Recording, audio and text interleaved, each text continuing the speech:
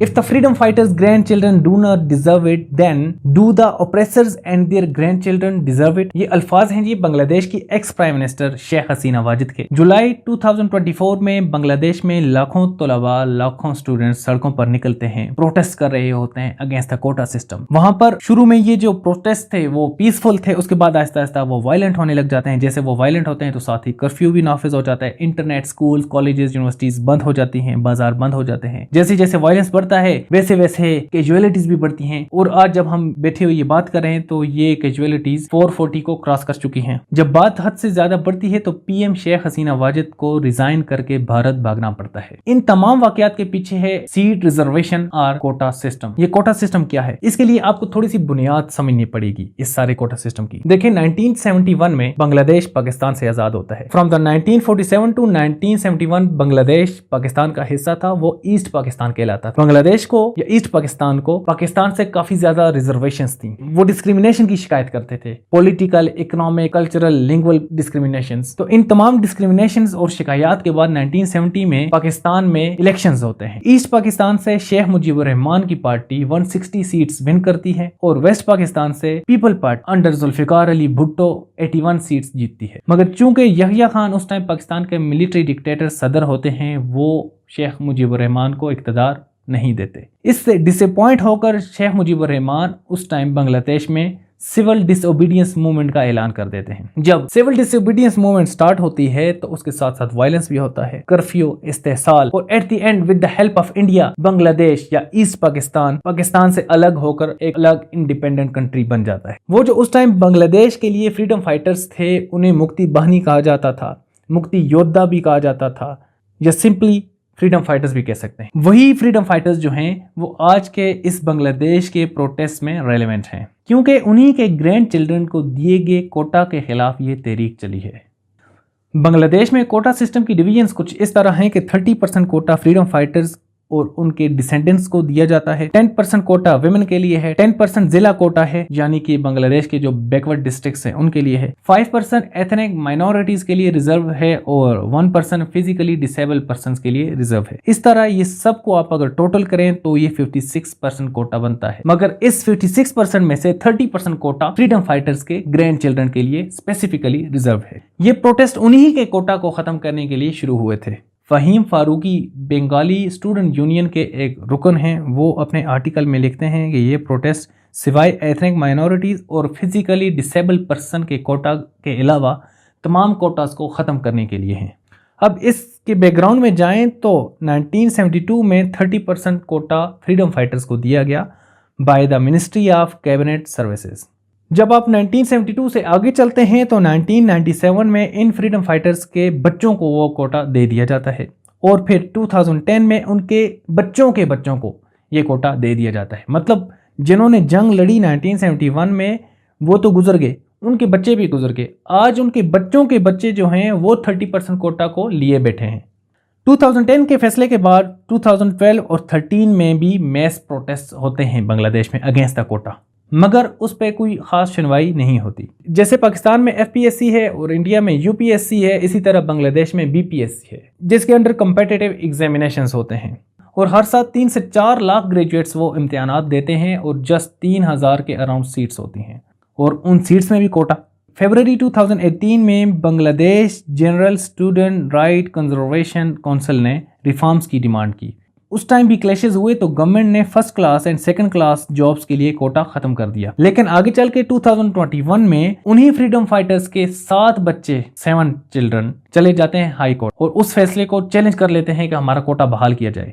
तो आगे चल के 5 जून 2024 को हाई कोर्ट जो है उनके हक में फैसला दे देती है कि हाँ जी चलें, आपको दोबारा से कोटा दे दिया जाएगा 30%, बाकी लोगों का कोई राइट नहीं है। उस टाइम फिर आहिस्ता आहिस्ता प्रोटेस्ट होते हैं, लोग कहते हैं कि ये अनकॉन्स्टिट्यूशनल है। ये कैसे हो सकता है कि अगर कल को आप फ्रीडम फाइटर्स थे तो आज आप तमाम वसाइल पे काबिज होकर बैठ जाएंगे। इसके साथ साथ ही गवर्नमेंट पे करप्शन के इल्जामात भी लगते हैं कि आप कैसे ये आइडेंटिफाई करेंगे कि कौन फ्रीडम फाइटर्स का बच्चा है या औलाद है और वो मेरिट पे कैसे आता है। 50 से 60 हजार शिकायत गवर्नमेंट के अगेंस्ट सबमिट होती हैं कि इन्होंने रॉन्ग रिक्रूटमेंट्स की हैं। जब आहिस्ता आहिस्ता ये प्रोटेस्ट बढ़ते हैं तो 10 जुलाई 2024 को supreme court of Bangladesh high court के उस फैसले को सस्पेंड कर देता है है जिसके तहत कोटा बहाल कर दिया गया था। और इस प्रोटेस्ट में स्टूडेंट्स और टीचर्स के साथ साथ डिफरेंट पॉलिटिकल पार्टीज भी इन्वॉल्व हो जाती हैं।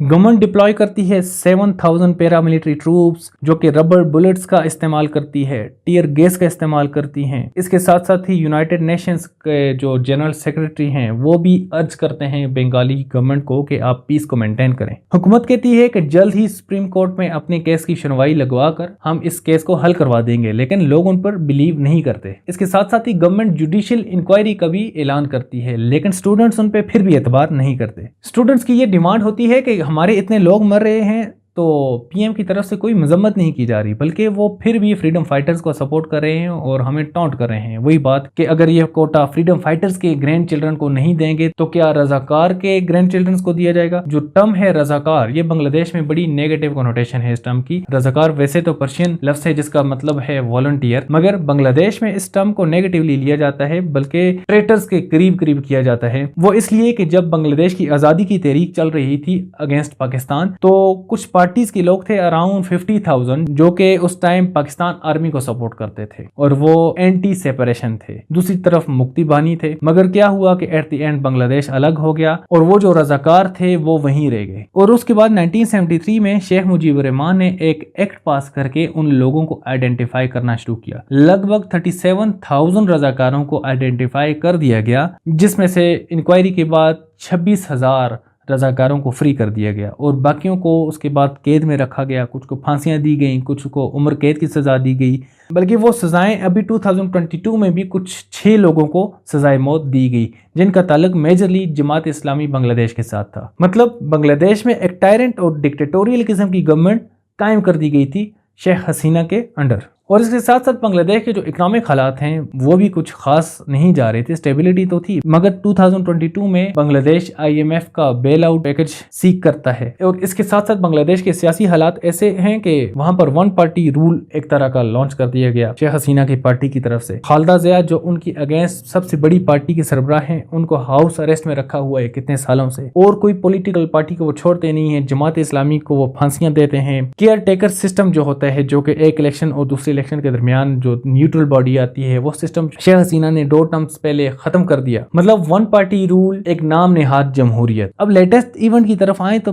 5 अगस्त 2024 को बांग्लादेश के चीफ ऑफ आर्मी स्टाफ वकारुज्जमा का एक बयान हमें टीवी चैनल्स पर देखने को मिलता है कि उन्होंने पीएम को 45 मिनट्स का अल्टीमेटम दे दिया है कि वो रिजाइन कर दें। और साथ साथ ही थोड़ी देर बाद ये खबर आती है कि शेख हसीना जो हैं रिजाइन करके भारत फरार हो चुकी हैं। और इसके साथ साथ ही हमें ये विजुअल्स भी नजर आते हैं कि शेख हसीना वाजिद भारत में जाकर इंडिया के chief security adviser Ajit Doval के साथ मुलाकात कर रही हैं। पीछे आर्मी ने कंट्रोल संभाल लिया। जब आर्मी ने कंट्रोल संभाला तो बंगाली स्टूडेंट्स जिन्होंने सारी तहरीक चलाई, उनके सरबराह कहते हैं कि हमने किसी भी तरह से आर्मी की गवर्नमेंट या आर्मी की हिमायत याफ्ता गवर्नमेंट को सपोर्ट नहीं करना या मानना नहीं है। और इसके साथ साथ ही वो डॉक्टर मोहम्मद यूनुस का नाम देते हैं, जो बांग्लादेश के नोबल लॉरियट हैं, कि उन्हें बांग्लादेश बुलाया जाए और उन्हें एक तरह का केयर टेकर पीएम बना दिया जाए। नेक्स्ट है जी हमें नजर आता है जी बांग्लादेश के जो प्रेसिडेंट हैं मोहम्मद शहाबुद्दीन, वो डॉक्टर मोहम्मद यूनुस को इनवाइट करते हैं। वो all the way from France ये ऐलान करते हैं कि मैं बांग्लादेश आ रहा हूं और इंटरम सेटअप को सपोर्ट करूंगा। अभी तक न्यूज आ रही है कि वो चीफ एडवाइजर बनेंगे या हेड बनेंगे, it is not yet decided. मगर शेख हसीना वाजिद का चैप्टर क्लोज हो गया। उसके साथ ही शेख हसीना वाजिद के बेटे का ये बयान आता है कि अब वो किसी भी तरह की सियासत में हिस्सा नहीं लेंगी, गोया वो अब सियासत से दूर रहेंगी और वो लंदन में पॉलिटिकल असाइलम के लिए अप्लाई कर रही है। अब इस सारे एपिसोड से हमें क्या लेसन मिलता है? मेरा मकसद आपको ये न्यूज या इवेंट्स बताना नहीं था, इसका